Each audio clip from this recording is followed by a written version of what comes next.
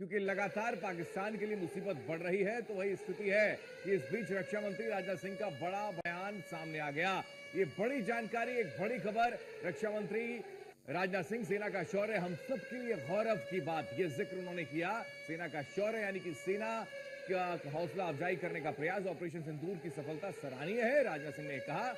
उन्होंने कहा कि सेना का शौर्य दरअसल उसके काबिल तारीफ है, यह जिक्र उनकी ओर से किया गया। रक्षा मंत्री राजनाथ सिंह की ओर से बड़ा बयान दिया गया है। सेना का शौर्य हम सबके लिए गौरव की बात, इस वक्त की बड़ी खबर लगातार, क्योंकि एक तरफ हम देख रहे हैं सोशल मीडिया पर भी कई तरह की जो बातें हैं वो चल रही हैं, और सोशल मीडिया पर सेना का हौसला अफजाई करने का सिलसिला भी चल रहा है। और इस बीच ये बड़ी जानकारी, जहां पर रक्षा मंत्री राजनाथ सिंह की ओर से भी सेना का शौर्य को सलाम किया, गौरव का जिक्र किया और हौसला अफजाई किया गया। इस बीच एक और बड़ी खबर का रुख कर लेते हैं। ये बड़ी जानकारी, बलूचिस्तान की राजधानी क्वेटा पर अटैक का इनपुट मिल रहा है। बलूचिस्तान की राजधानी पर अटैक, भारत ने क्वेटा में आर्मी ठिकानों पर हमला किया है।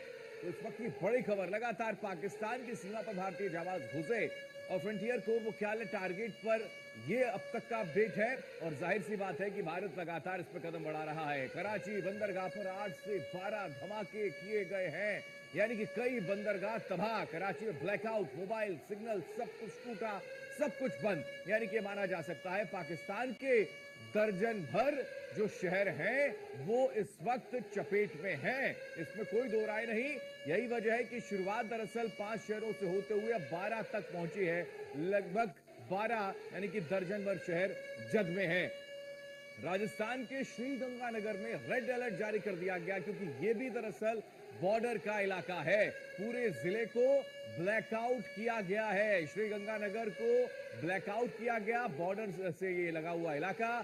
जिला प्रशासन की सलाह, घरों में लोग रहें, ये साफ तौर पर कहा गया और उसको ब्लैकआउट किया गया। राजस्थान के श्रीगंगानगर रेड अलर्ट पर है और यहां पर जिला प्रशासन की ओर से अपील की है, लोग घरों में रहें। और ब्लैकआउट की स्थिति, क्योंकि कई ऐसे जो बॉर्डर इलाके हैं वहां पर साफ तौर पर ये संदेश पहुंचा दिया गया है लोगों तक कि 12 बजे से, यानी कि रात के 12 बजे से तकरीबन सुबह 4 बजे तक ब्लैकआउट की स्थिति रहेगी। और ऐसा ही राजस्थान के श्रीगंगानगर में। एक और बड़ी खबर, एक्शन में INS Vikrant, western naval command ने एक्शन लिया लगातार।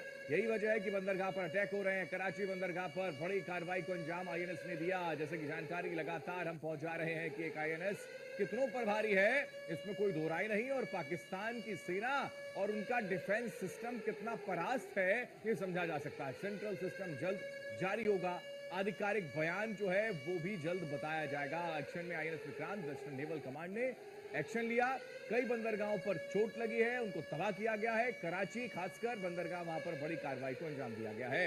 एक और बड़ी खबर का रुख करते हैं। इस बीच एक और बड़ी जानकारी, भारत के काउंटर अटैक से पाकिस्तान में हड़कंप की स्थिति है। भारत के काउंटर अटैक से पाकिस्तान थर्रा चुका है। गुजरात के कच्छ में 3 ड्रोन हालांकि मार गिराए गए और यह सफलता लगातार भारत को मिल रही है। पाकिस्तान के 6 ड्रोन वहां पर उड़ रहे थे, सूत्रों के हवाले से खबर है। और गुजरात में भी कोई ना कोई नुकसान पहुंचाने का जो प्रयास पाकिस्तान करना चाहता था, उसमें भी वो फेल हो गया। लाहौर, इस्लामाबाद, कराची, भावलपुर में लगातार सायरन बज रहे हैं। भारत के काउंटर अटैक से पाकिस्तान में हड़कंप मच चुका है।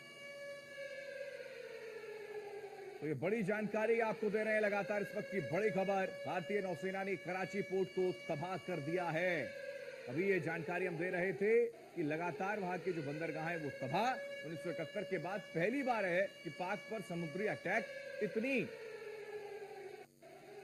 मजबूती के साथ भारतीय नौसेना की ओर से किया गया है। तो ये बड़ी जानकारी, 1971 के बाद पहली बार पाकिस्तान पर समुद्री अटैक किया गया अरब सागर के जरिए।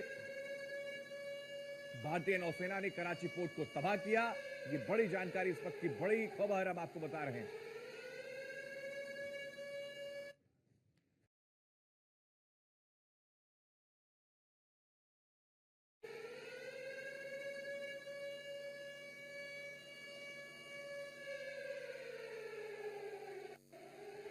के बाद पहली बार पाकिस्तान में समुद्री अटैक की बड़ी जानकारी, भारतीय नौसेना ने कराची पोर्ट को तबाह कर दिया। इस वक्त की बड़ी खबर, लगातार भारत के हमले से पाकिस्तान थर्रा चुका है, दहल चुका है, दहशत में है वहां की आवाम। न केवल आवाम बल्कि वहां के जो अधिकारी हैं वो भी दरअसल इधर से उधर भागने की कोशिश में लगे हुए हैं। ये स्थिति इस वक्त पाकिस्तान की बनी।